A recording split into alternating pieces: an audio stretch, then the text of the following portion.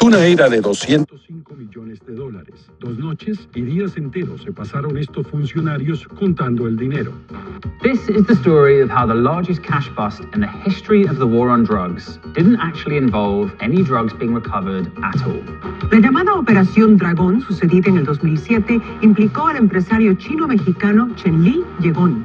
¿Copela o cuellos? It's the story of how a Chinese-Mexican businessman went from being celebrated by world leaders to being imprisoned in multiple countries. How Las Vegas casinos used to help cartels launder hundreds of millions of dollars, and of how the drugs we take actually get made. Some stories of the war on drugs are violent, some are tragic, and some are just plain weird. This is the story of Zhenli Yegon.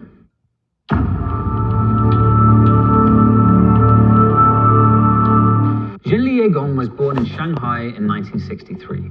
In the 90s, he moved to Mexico and founded several companies. In particular, the highly successful chemical importer, Unimed PharmChem Mexico. He was a well-known figure, and it was considered a national story when President Vicente Fox personally presented him with citizenship papers in 2002. Señor Ye Kelly. Officially making him a Mexican citizen. But then, everything changed.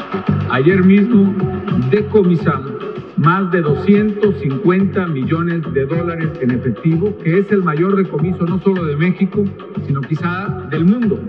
In 2007, Mexican federal agents raided Zhenli's Mexico City mansion, and inside, they found more than $200 million. The money was mostly in $100 bills. There were piles of cash lining the corridors, stuffed into wardrobes, and strewn throughout the entire house. All in all, the cash weighed over 2 tons. It reportedly took the agents 2 full days just to carry it out of the house.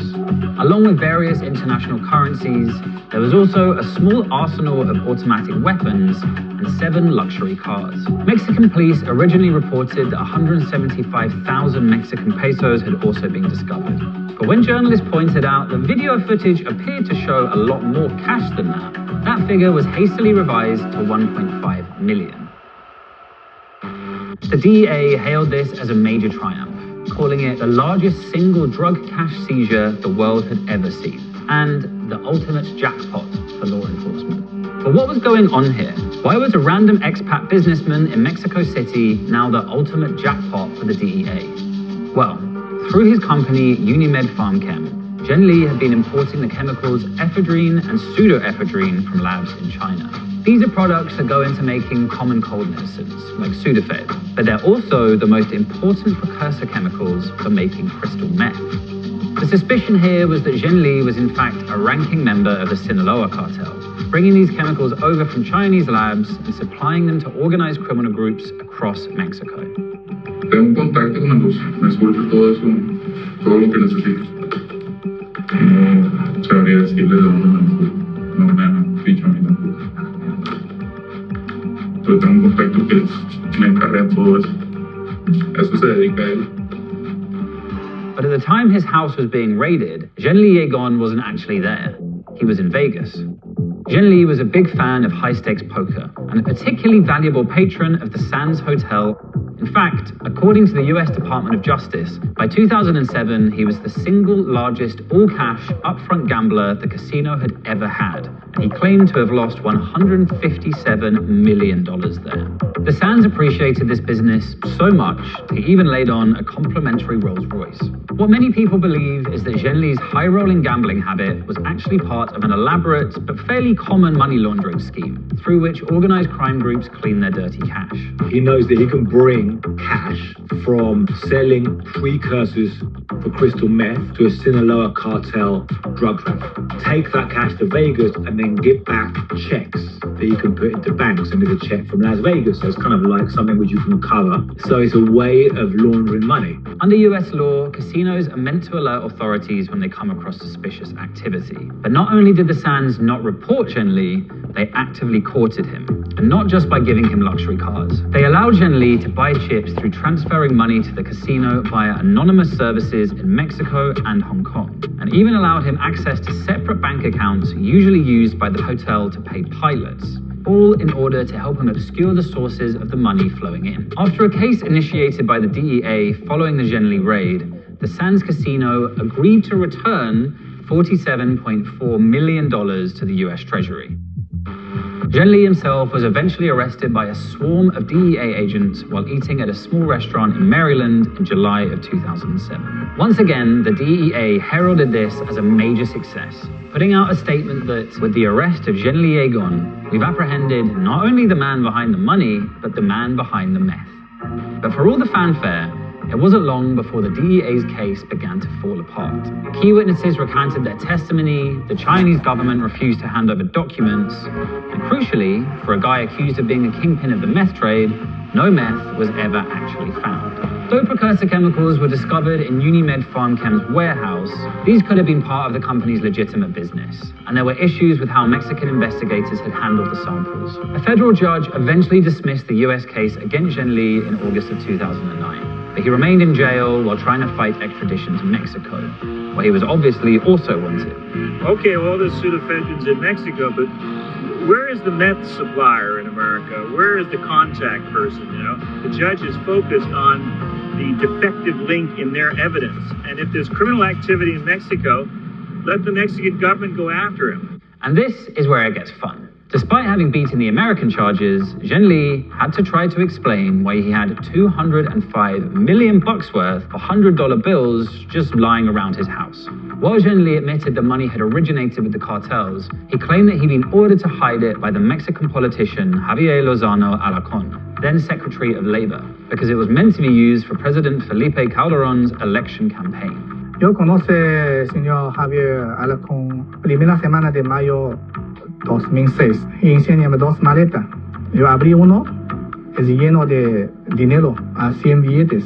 Y luego me dice, ¿copela o cuellos?